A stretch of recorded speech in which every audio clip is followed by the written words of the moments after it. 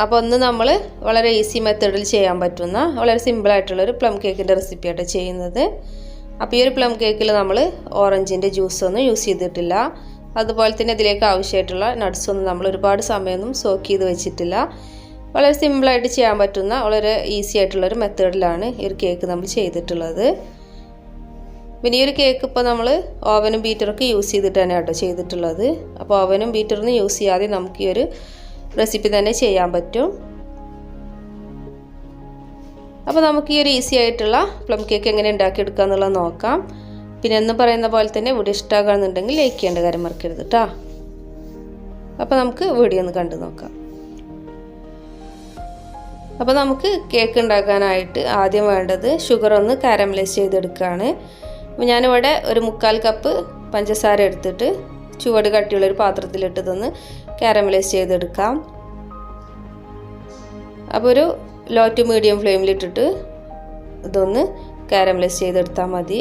പിന്നെ ഒരുപാട് colour change ആയി പോകരുത് കേട്ടോ. അങ്ങനെയാകുമ്പോൾ നമുക്ക് നല്ല കയ്പ്പ് ഫീൽ ചെയ്യും. അപ്പോൾ അത്യാവശ്യം ഈ ഒരു കളറായി വരുമ്പോൾ നമുക്കിതിലേക്ക് 1/2 കപ്പ് നല്ല തിളച്ച വെള്ളം ഒഴിച്ചു കൊടുക്കാം. 3/4 കപ്പ് പഞ്ചസാരയിലേക്ക് 1/2 കപ്പ് വെള്ളം കേട്ടോ യൂസ് ചെയ്യുന്നത്.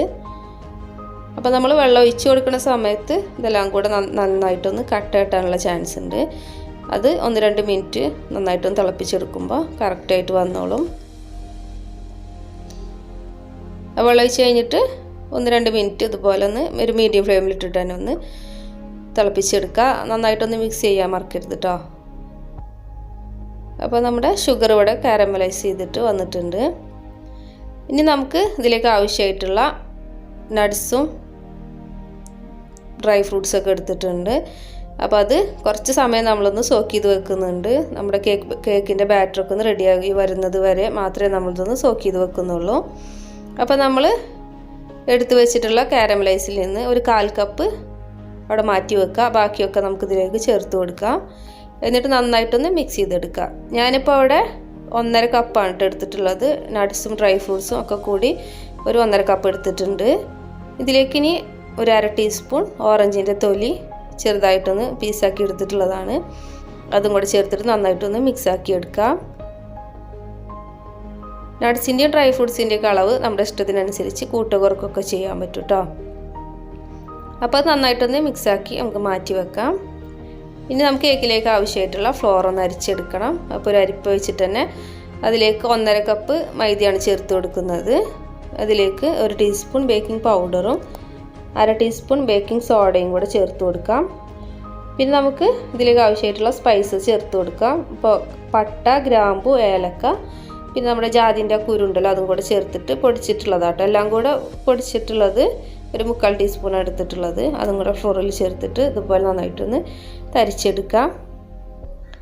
ഒന്നുകിൽ 2-3 പ്രാവശ്യം തരിച്ച് മാറ്റി വെക്കുക. അല്ലെങ്കിൽ ഒരു പ്രാവശ്യം തരിച്ചതിന് ശേഷം ഒരു വിസ്ക് വെച്ചിട്ട് ഇതുപോലെ നന്നായിട്ടൊന്ന് മിക്സ് ചെയ്തെടുത്താലും മതി.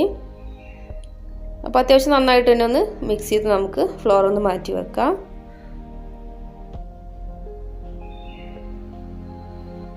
ഇനി നമുക്ക് ഇതിലേക്ക് ആവശ്യമായിട്ടുള്ള മുട്ടയൊന്ന് ബീറ്റ് ചെയ്തെടുക്കണം. അപ്പോൾ റൂം ടെമ്പറേച്ചറിലുള്ള ഒരു 3 മുട്ട എടുത്തിട്ടുണ്ട്. ഒരു മീഡിയം സൈസിലുള്ള മുട്ടയാണ് കേട്ടോ. ഇതിലേക്ക് 1 ടീസ്പൂൺ വാനില എസൻസും കൂടെ ചേർത്തിട്ട് 1 മിനിറ്റ് ഒന്ന് ബീറ്റ് ചെയ്തെടുക്കാം. അപ്പോൾ മുട്ട ജസ്റ്റ് ഒന്ന് ബീറ്റായി വരുമ്പോൾ നമുക്കിതിലേക്ക് 1/2 കപ്പ് പഞ്ചസാര എടുത്തിട്ടുണ്ട്. അത് കുറേശ്ശെ ചേർത്തിട്ടൊന്ന് നല്ല ക്രീമി ആയിട്ട് വരുന്നത് വരെ ഒന്ന് ബീറ്റ് ചെയ്തെടുക്കാം. ഞാനിപ്പോൾ ഇവിടെ പൊടിക്കാത്ത പഞ്ചസാര കേട്ടോ ചേർത്തിട്ടുള്ളത്. അപ്പോൾ നമ്മൾ പഞ്ചസാരയൊക്കെ മുഴുവനായിട്ട് ചേർത്ത് ഇതുപോലെ നല്ല ക്രീമി ആയിട്ട് വരുന്നത് വരെ ഒന്ന് ബീറ്റ് ചെയ്തെടുത്തിട്ടുണ്ട്.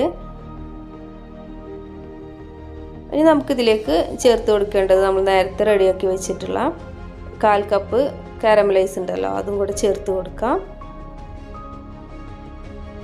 എന്നിട്ട് നന്നായിട്ടൊന്ന് ബീറ്റ് ചെയ്തെടുക്കാം.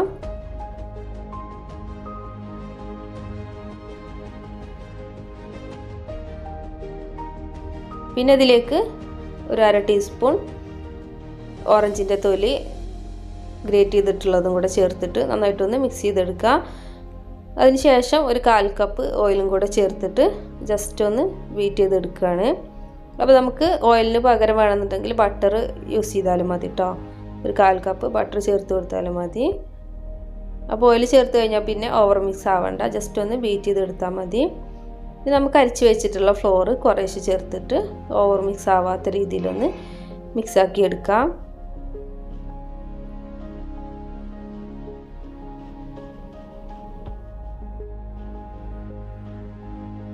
അപ്പോൾ ഫ്ലോർ ചേർത്തിട്ട് ഇതുപോലെ നന്നായിട്ടൊന്ന് മിക്സ് ചെയ്തെടുത്തിട്ടുണ്ട്. ഇനി നമുക്ക് ഇതിലേക്ക് നേരത്തെ സോക്ക് ചെയ്ത് വെച്ചിട്ടുള്ള നട്ട്സൊക്കെ ഒന്ന് ചേർത്ത് കൊടുക്കുക. അപ്പോൾ അതിൻ്റെ മുന്നായിട്ട് അതിലേക്ക് 1.5 ടീസ്പൂൺ മൈദപ്പൊടി ചേർത്തിട്ട് നന്നായിട്ടൊന്ന് മിക്സ് ആക്കിയതിന് ശേഷം വേണം നമ്മൾ ബാറ്ററിലോട്ട് ചേർത്ത് കൊടുക്കാൻ.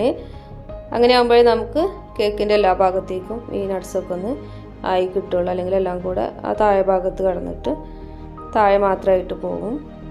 അപ്പോൾ നന്നായിട്ടൊന്ന് മിക്സ് ആക്കിയതിന് ശേഷം നമുക്ക് കേക്കിൻ്റെ ബാറ്ററിലേക്ക് ഒഴിച്ചു കൊടുക്കാം. പിന്നെ പ്ലം കേക്കിൻ്റെ ബാറ്റർ എപ്പോഴും അത്യാവശ്യം നല്ല തിക്കായിട്ടുള്ളൊരു ബാറ്റർ ആയിരിക്കും. അപ്പോൾ നമ്മൾ സോക്ക് ചെയ്ത് വെച്ചിട്ടുള്ള നട്ട്സൊക്കെ ചേർത്തിട്ട് വീണ്ടും നന്നായിട്ടൊന്ന് മിക്സ് ചെയ്തെടുക്കാം. അപ്പോൾ ഒരു സമയം കൊണ്ട് ഓവന് ഒരു 150 ഡിഗ്രിയിൽ 10 മിനിറ്റ് ഒന്ന് പ്രീ ഹീറ്റ് ചെയ്യാനായിട്ട് വെച്ചിട്ടുണ്ട്.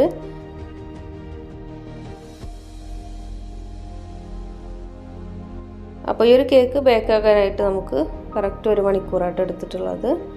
അപ്പോൾ ഇതാണ് നമ്മുടെ പ്ലം കേക്കിൻ്റെ ബാറ്ററിൻ്റെ ഒരു കൺസിസ്റ്റൻസി. ഇനി ഇതൊരു 7 ഇഞ്ചിൻ്റെ കേക്ക് ടിന്നിൽ ബട്ടർ പേപ്പറൊക്കെ വെച്ചിട്ടുണ്ട്. അടിയിലും സൈഡിലൊക്കെ ആയിട്ട് അതിലേക്ക് ഒഴിച്ച് കൊടുക്കാം. എന്നിട്ട് അതിൽ എയർ ബബിൾസൊക്കെ ഒന്ന് പോകാൻ വേണ്ടിയിട്ട് നന്നായിട്ടൊന്ന് ടാപ്പ് ചെയ്തെടുക്കാം. അതിന് ശേഷം നമുക്ക് അതിൻ്റെ മുകളിലേക്കായിട്ട് ഡെക്കറേഷന് വേണ്ടിയിട്ട് കുറച്ച് നട്ട്സൊക്കെ ഒന്ന് ചേർത്ത് കൊടുക്കാം.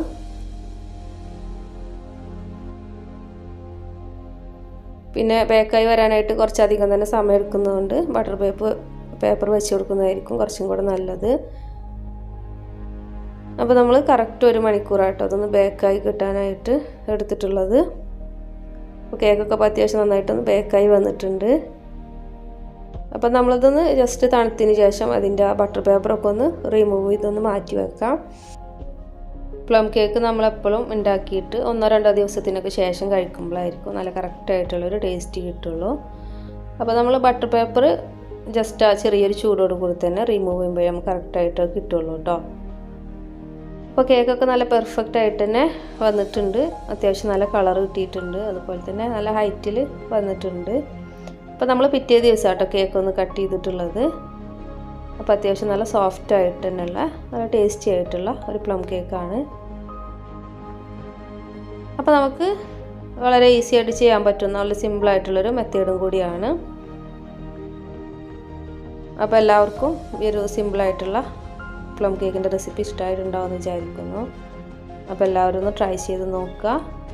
പിന്നെ എന്ന് പറയുന്ന പോലെ തന്നെ വീഡിയോ ഇഷ്ടമാകുകയാണെന്നുണ്ടെങ്കിൽ ലൈക്ക് ചെയ്യാനും ഷെയർ ചെയ്യാനും സബ്സ്ക്രൈബ് ചെയ്യാനും മറക്കരുത്. Thank you.